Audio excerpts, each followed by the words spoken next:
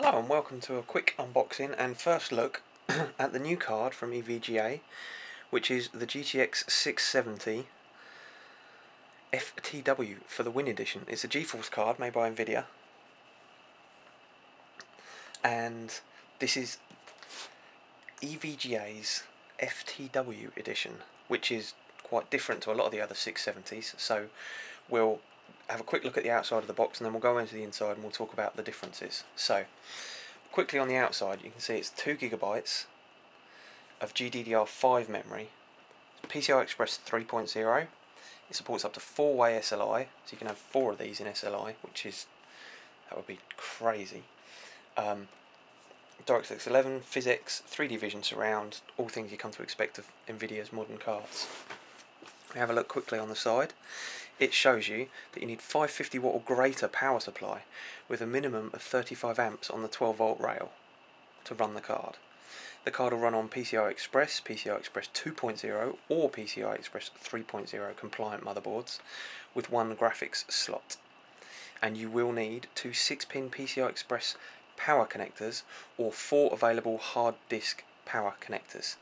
And when it says 4 available hard disk power connectors, I assume it's going to be Molex, because quite often they supply Molex to PCI Express adapters with these cards. And you need Windows 7, Vista or XP to run this as well. So have a quick look at the back. As you can see here, you can see the PCB and you can see your serial number on the back of your box here. Make sure that it matches the serial number on the back here, which is quite nice. You have a picture of the card, a picture of the back plate on the card showing you the connections. I'll show you those when we get unboxed. Has some key features here, which I'll run through, but I'm sure most of you already know. Nvidia's GPU boost, Nvidia Adaptive Vertical Sync, Nvidia Surround, support for 4 concurrent displays, 2 dual-link DVI connectors, HDMI and DisplayPort 1.2. It's Microsoft DirectX 11 with Direct Compute 5.0 support, Nvidia PhysX technology, Nvidia 3D Vision ready, Nvidia SLI ready, Nvidia CUDA technology, PCI Express 3.0 support, OpenGL 4.2 support and OpenCL support. And then we have a little bit on the package contents. So you've got the card itself, which is the EVGA GeForce 670 FTW graphics card, EVGA driver software disk, a DVI to VGA adapter and 6-pin PCI Express power adapters. There's 2 of those, so that would explain being able to plug, I would assume, Molex into those, and then those will power your card via 2 6-pin PCI Express. There's a user guide and there's an EVGA accessory pack as well. So we won't waste any more time and we'll have a quick look at what's inside.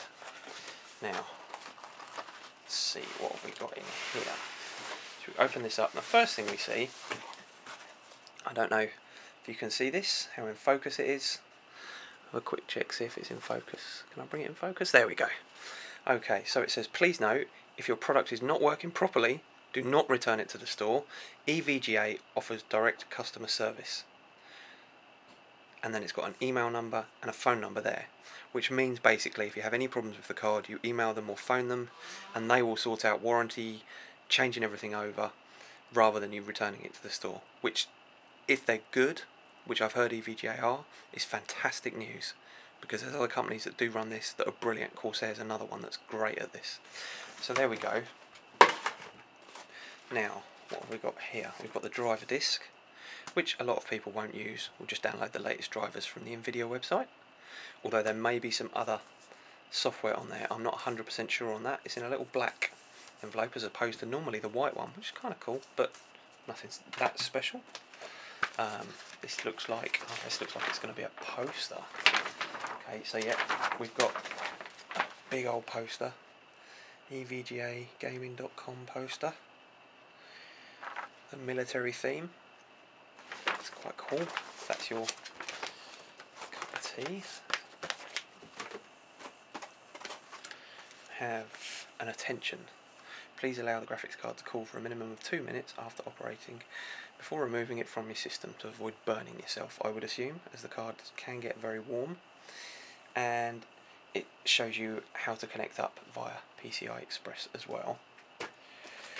I've got a little thing here saying this card is PCI Express 3.0 ready and is also backwards compatible with PCI Express or PCI Express 2. And we know this, so it's just another little thing.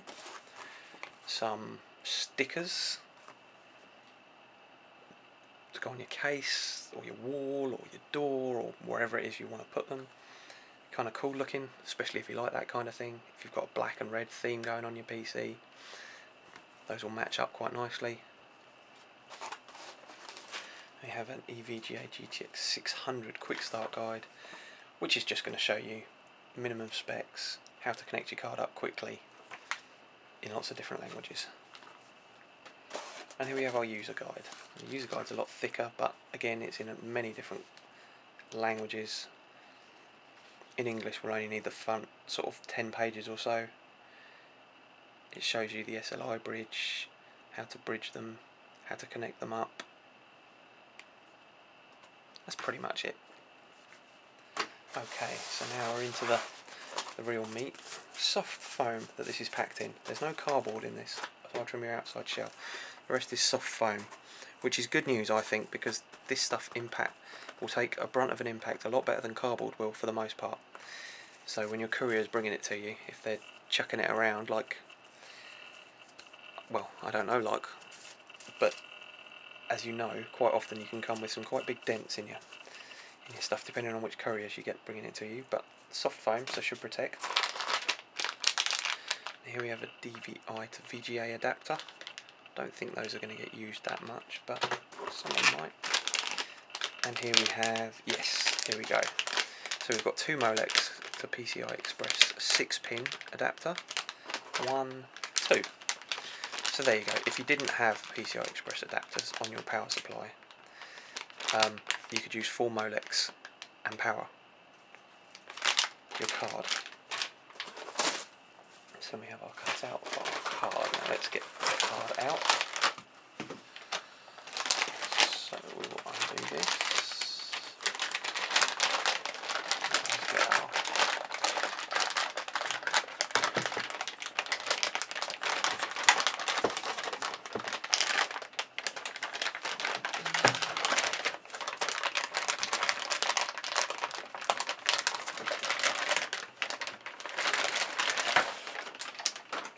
So, and here we go, here's our card.